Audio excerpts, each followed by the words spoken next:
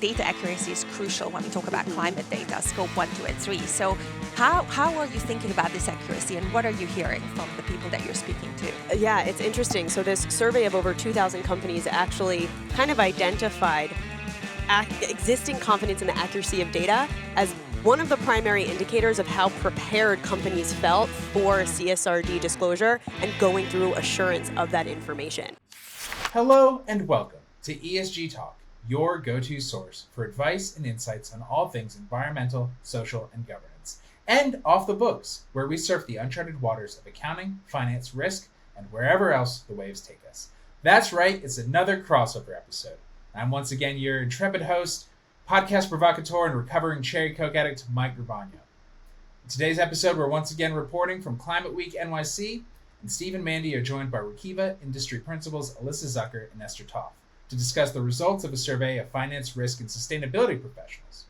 Some of the interesting tidbits include professionals admit that they're not moving fast enough towards ESG goals, despite being able to link ESG to positive business growth.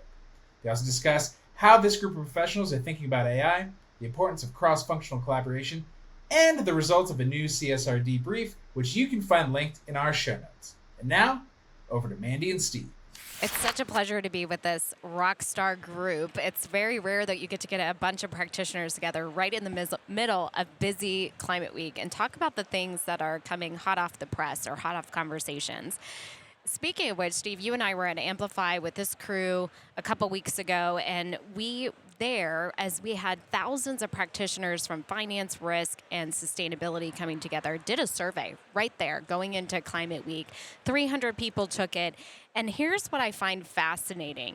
They reported back that they admit that we're not moving fast enough towards ESG goals. Alyssa, as a former CISO, I kind of wanted to ask you as a Chief Sustainability Officer, what is your take on that interesting tension? I think you talk to a lot of practitioners in this space, a lot of CISOs and their teams, and what you're seeing in the market is that they have these ambitious goals, they've stated them publicly often, they have executive buy-in, and yet they're not progressing at the rate that they thought that they would.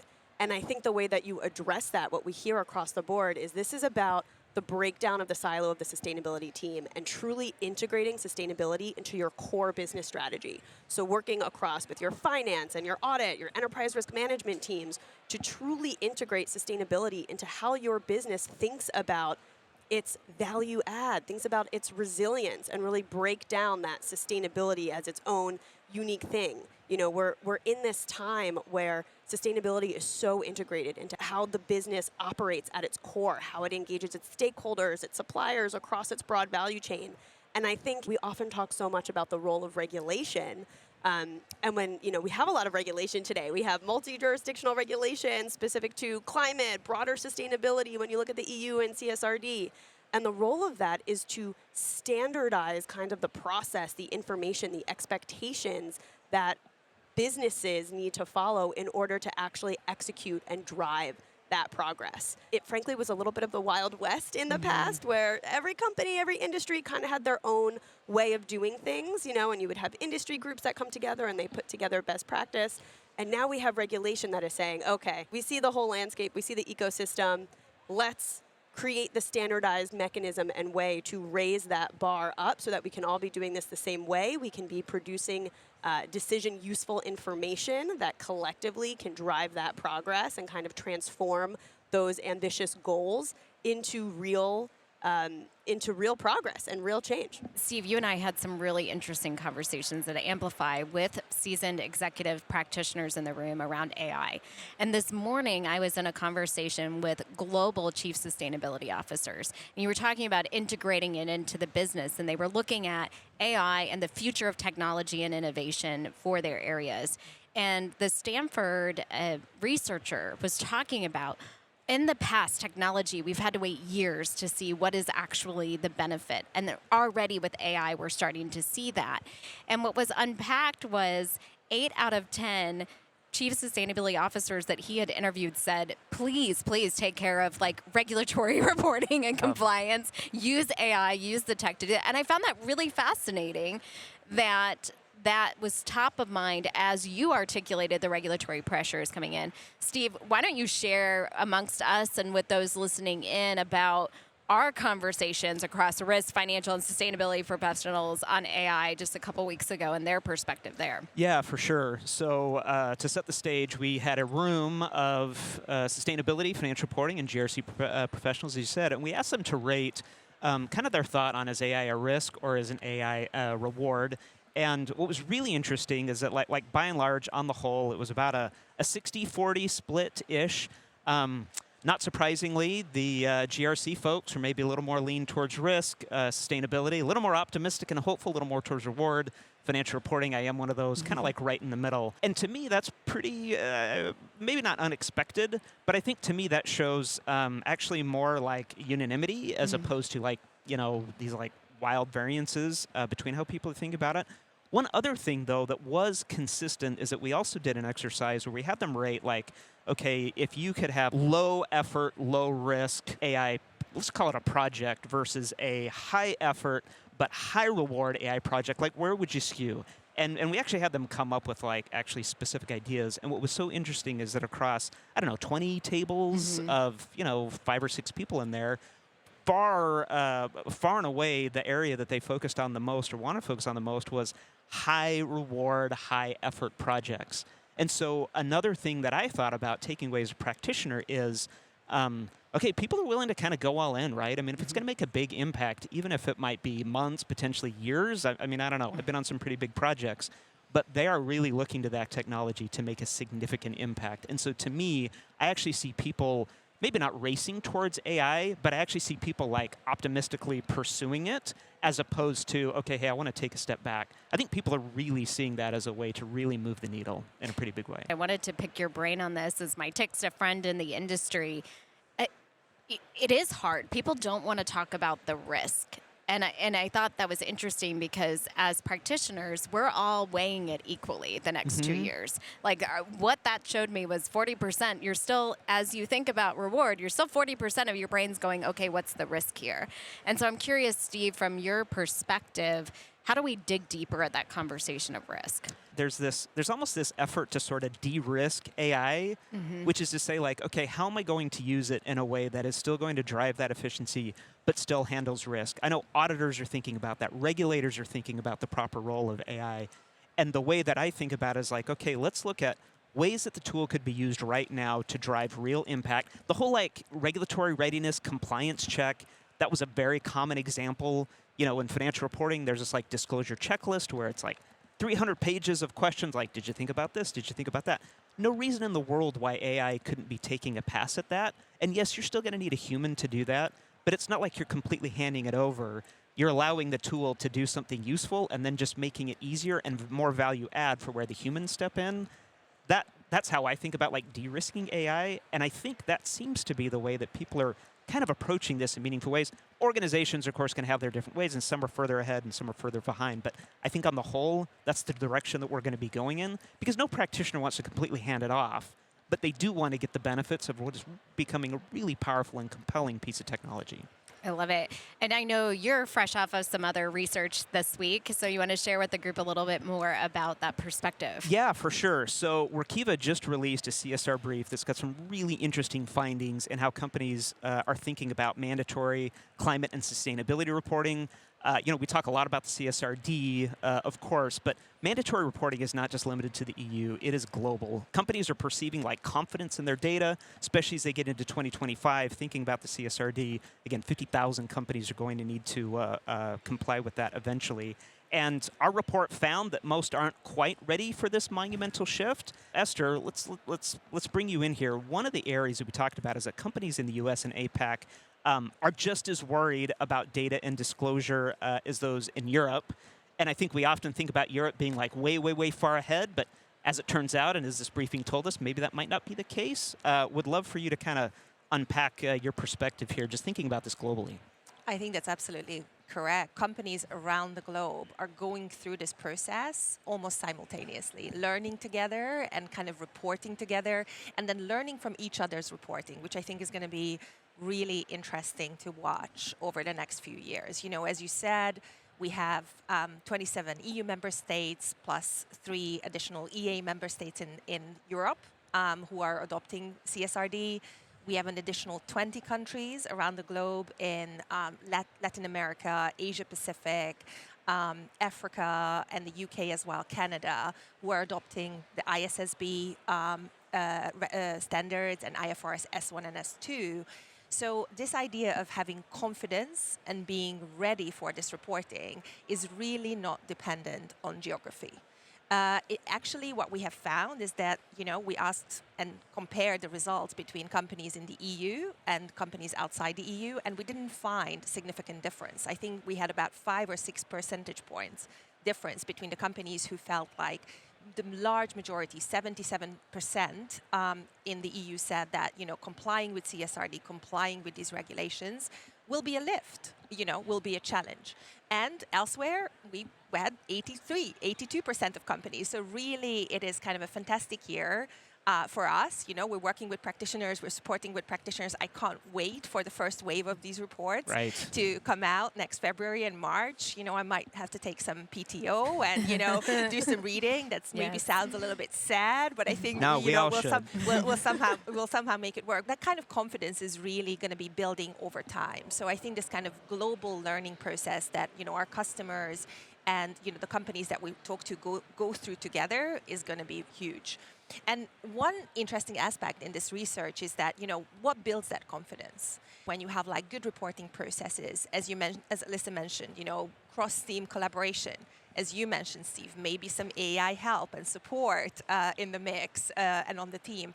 But one key area is, when we found that companies and practitioners have more and more confidence over their data accuracy, then they feel more prepared and more ready.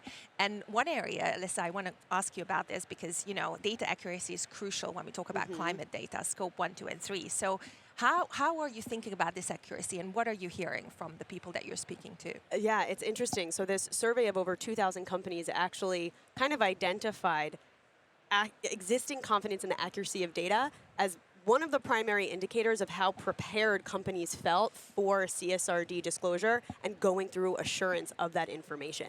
So, of those surveyed, 74% of those surveyed that felt confident in the accuracy of their data said, well, it's still going to be somewhat to pretty challenging to actually collect it and then disclose it for CSRD, but that's compared to 90% of companies who do not feel confident in the accuracy of their data.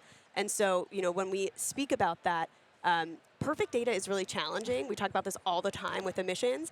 Accuracy of data sometimes means, yes, measured, but it also means accuracy in your estimates. Yeah. And so that means really clear documentation of the assumptions you made, your internal controls around collection, manipulations, any industry averages that are utilized. And so building that confidence of, well, okay, here's where we had measured data. It was metered. It's exact. I have an invoice. I have a bill. That's a perfect world. But we don't live in a perfect world.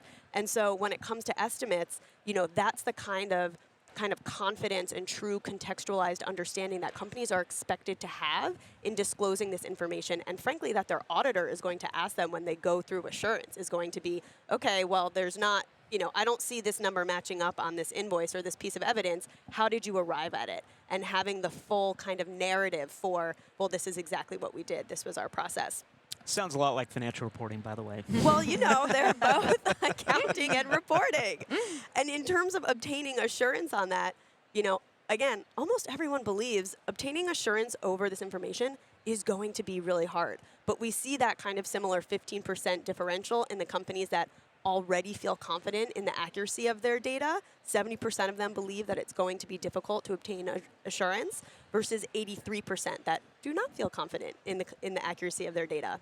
And I would frankly be remiss if I didn't also add the use of technology here in supporting these disclosures. And this is maybe my favorite statistic actually that came out of this report. But going back to anxiety, technology has such a significant influence to ease that around assurance because you have in place the proper documentation to demonstrate exactly what happened. And it's not on disparate systems. It's not spread across handwritten notebooks and file pads, right? You have a controlled system that can be audited for that data that you're disclosing. And so 74% of companies indicated that they had budget available to pursue a technology solution. And again, those 74%, they still think it's going to be difficult to obtain and disclose the information for assurance. But that's compared to 87% of companies that don't have budget for technology to support this effort.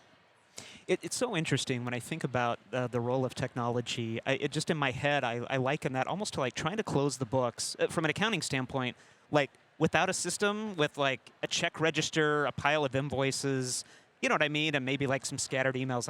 Like how in the world would you even do that? Like you would never be able to do that. So why would we assume that that would be anything different, right, than if you're going through a relatively similar exercise? Exactly, and I think that's what we're seeing right now in this new world of assured integrated reporting, where you have this sustainability data that is expected to go through the same assurance process of conventional financial data. And that is something that is not completely, but relatively new to, the scale we're talking about to these companies. The expectation of, you better have your I's dotted and your T's kind of crossed here. And again, it's about the documentation and the transparency. And that's how you de-risk. A fancy accounting and finance honcho like you shouldn't be wasting time chasing data or copying and pasting numbers. No, use your fancy degree the way your parents always hoped you would. Workiva can help. Whether you're prepping or auditing annual reports or quarterly board presentations, you can use the Workiva platform to automate risky manual processes. Accelerate how you collect, report, and audit financial and non-financial data without sacrificing accuracy, so you can stand behind your story every time. Learn more at workiva.com/accounting. Or workiva.com/risk. Or workiva.com/ESG. Yeah, I love it. Well, as we get ready to wrap up here, I'm thinking about COP that's coming up in maybe the short term or even potentially next year at Climate Week, more long term. I've got 3 very seasoned and experienced sustainability practitioners here. I feel a little bit like a fish out of water.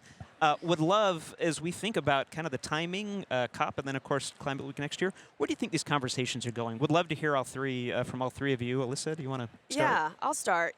I think that the past couple years have been very focused on standardization and regulation. So we've seen a lot of consolidation across the alphabet soup of voluntary frameworks that we know and love in the sustainability and climate world. SASB and TCFD joining under the IFRS umbrella through the ISSB sustainability and climate standards. And we've seen a lot of that consolidation, and that has actually provided a lot of clarity and standardization in the market. Similarly, we've seen these standards be implemented into law. So that's, all of the jurisdictions that are actually implementing their own little flavor of the ISSB standards, CSRD in Europe, of course, California, SB 261 and 253, climate disclosure rules, the SEC rule. And so we've been very focused on disclosure. Now, I think what we're going to see in the next year, it's the first year for those companies, especially thinking of CSRD, it's the first year of reporting. So we're actually going to have the information, and we're going to be able to evaluate from the corporate disclosure standpoint, how are these disclosures going? What can the markets and investors and broad stakeholders, frankly, take from this information? Where are things consistent? Where are things different? I think this really allows for apples-to-apples comparison in a way that we haven't even been able to really formulate an opinion about before, because it was just so not consistent. And so I just think from the kind of corporate landscape, what we can expect is much more kind of collaborative and unified conversations from these corporate actors that have all been efforting towards the same thing over the past year, right? They've all had like a similar goal from a disclosure standpoint. And again, thinking about disclosure as a way to also drive ambition and really transform these climate goals and these goals that they have into, okay, well, now we're actually all measuring them in a standardized way. Yeah. We're talking about them in a standardized way. And so using that as a real barometer to say, okay, now I can really do a peer-to-peer, and an industry comparison to understand what do we actually need to be doing different to actually achieve our goals and hit that progress. Yeah, I love that. Sounds like we're going to need another podcast discussion. Always. Esther, where do you see these conversations heading? I really like what you said about feeling like a fish out of water, because I think we're going to be talking about a lot more about nature over the next year. So obviously, water is the theme of the upcoming COP in Baku. We're at Climate Week here. I'm looking at a fantastic banner here about water and oceans. I love this. I think there's going to be more and more happening here. And obviously, we talk a lot about regulations, and indeed, that's kind of the biggest wave right now. but let's not forget the next wave that's coming. And, in the background, there's a voluntary wave of TNFD reporters, so for nature-related financial disclosures. And the early adopters, first wave of early adopters on a voluntary basis is happening right now. Second wave is going to be happening after that. The ISSB that Alyssa mentioned is working on their BEES project, Biodiversity, Ecosystem, and Ecosystem Services. So yeah, lots of fish, lots of water, hopefully even more of that next year. I love that. Mandy? So I'm going to even move a little bit beyond COP to Davos as well, because I believe the new theme that's coming out is like collaborating in a new digital age. And I think what we're going to find, especially when it comes to business impact and societal impact, both being measured well with the same amount of accuracy as you shared, or thinking about CSRD and double materiality, I think it's going to revolutionize the way financial transformation, sustainability transformation, and digital transformation come together in a collaborative sphere. And so I'm excited to see that. I was talking to a CISO, and this is the conversation that stuck out to me. He was talking about making the case for innovation investment and R&D for his business, and the risk you have to take with that. But then as he looked at new technology and the digital transformation needed, he's like, any new place we go, I look for three things. What is the emission reduction? What is the financial benefit? So think, if I reduce my emissions, I might not pay carbon tax in a certain country, or I might have more cost efficiency in my energy usage. So what are the actual business benefits of that decision and that technology investment and R&D investment? And I think that is the exciting next wave, is when the financial data and the societal data come together. True global transformation is going to happen. And what really excites me about that, to hear you share that and articulate it in that way, is just the need for these teams. I mean, we talk about cross-collaboration. I mean, again and again, we talk about it for years. To me, that's actually really where that's going to happen, right? I need my finance and my FP&A team to be in lockstep with the sustainability team. We need auditors that are helping us, be sure that information is confident and useful. Anyway, it's going to be really, really exciting to see how that plays out. So everyone stay tuned. We're going to have more exciting conversations with these wonderful, wonderful women next to us, as well as upcoming at COP. Thank you again to Alyssa Zucker and Esther Todd. And thank you, dear listener, for serving on things.